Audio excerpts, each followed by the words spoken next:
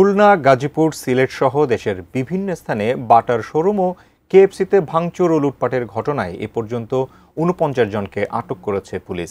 Footage দেখে জড়িত অন্যদেরও ধরতে অভিযান চলছে বলে জানিয়েছে পুলিশ।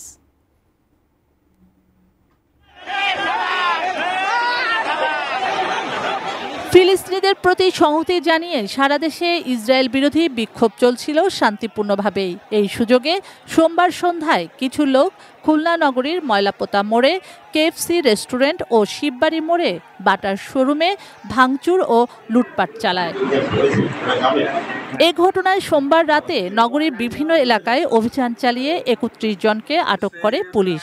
ফুটেজ বিশ্লেষণ করে জড়িত অন্যদের শনাক্ত ও আটক করার চেষ্টা চলছে বলে জানান খুলনার পুলিশ কমিশনার। গ্রেপ্তার অভিযান চলতেছে, এটা কন্টিনিউ করবে।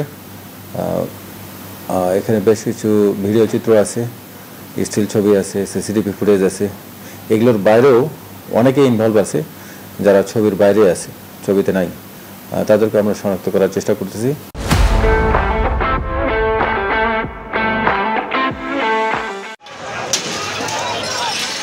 সিলেটে আন্দোলনের সুযোগে একদল দুর্বৃত্ত নগরীর বিভিন্ন ব্যবসা প্রতিষ্ঠানে হামলা ও ভাঙচুর করলে সোমবার রাতেই সাঁড়াশি অভিযানে নামে পুলিশ। আটক করা হয় ১৪ জনকে। ভাঙচুরের ঘটনায় সিলেটের কোতোয়ালি মডেল থানায় মামলা করেছে কেএফসি কর্তৃপক্ষ। বাটার শোরুমে লুটপাট এবং আপনার কেএফসিতে হামলাকারী যারা ছিল তাদের এই ঘটনায় আমরা ১৪ জনকে গ্রেপ্তার করতে সক্ষম হয়েছি। আমাদের অভিযান চলমান। এদিকে গাজীপুরে ইসরায়েল বিরোধী বিক্ষোভের সময় বাটা, কোকাকোলা, 7 আপ ও আর্থিক প্রতিষ্ঠান বিকাশের সাইনবোর্ড সহ বিভিন্ন বাণিজ্যিক ও আর্থিক প্রতিষ্ঠানে হামলা ও ভাঙচুরের ঘটনায় ৪ জনকে গ্রেপ্তার করেছে পুলিশ।